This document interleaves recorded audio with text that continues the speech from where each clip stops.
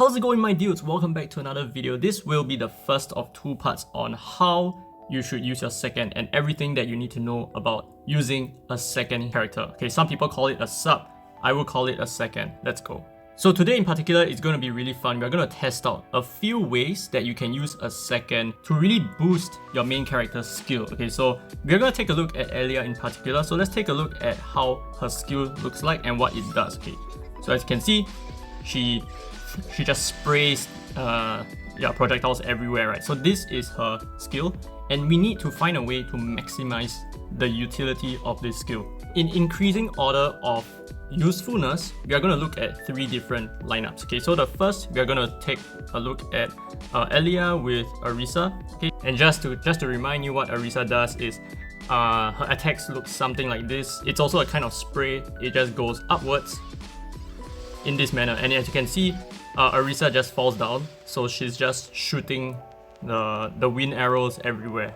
So let's see how this duo works in practice. There you go.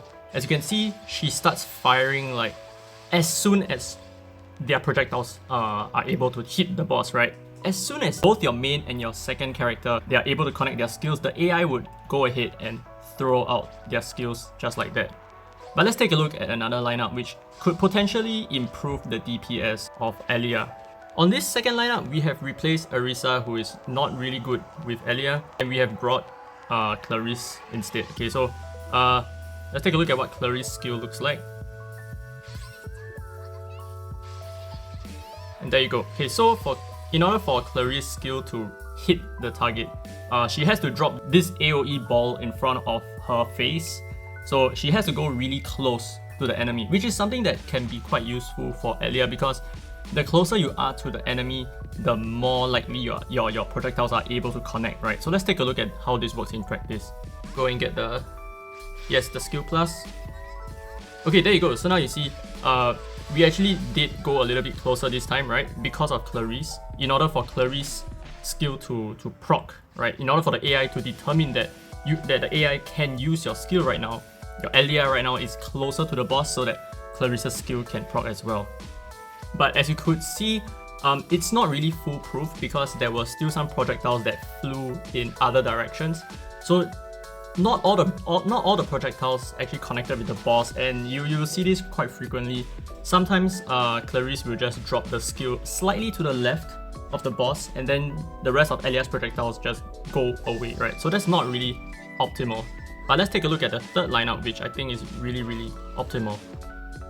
Okay, so this is an example of what a good duo looks like. Okay, you don't necessarily have to use what's her name, Kira, right? You don't really have to use her. You can replace her with many different options. Okay, but just to show you what Kira does, her skill is really simple. She just blinks to the target, right? In any direction, whoever's closest to her, she blinks to the target and she attacks at that moment. So Kira alone doesn't really look like she's much, right? But if we take a look at this duo in practice, it is a lot more significant than what we have seen previously. Here we go.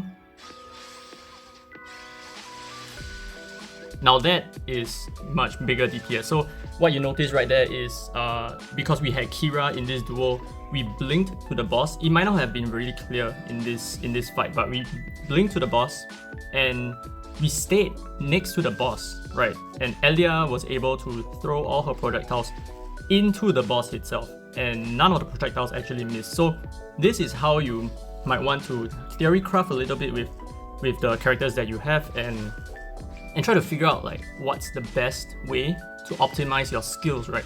Of course, there are some characters with really straightforward skills, like such as Celti, whose attack is just like north and south, one line. You can't really go wrong with that. She works well with a lot of different kinds of seconds.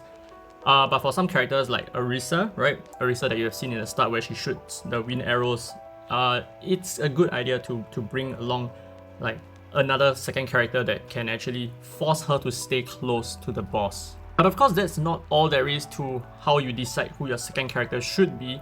What's more important, or rather what's equally important, is to also acknowledge that the abilities that the second character brings actually benefit your main character. And that's what we're going to talk about in the next video. So I hope you enjoyed this video. I have been Free to Play, by the way, and as always, I'll see you in the next video.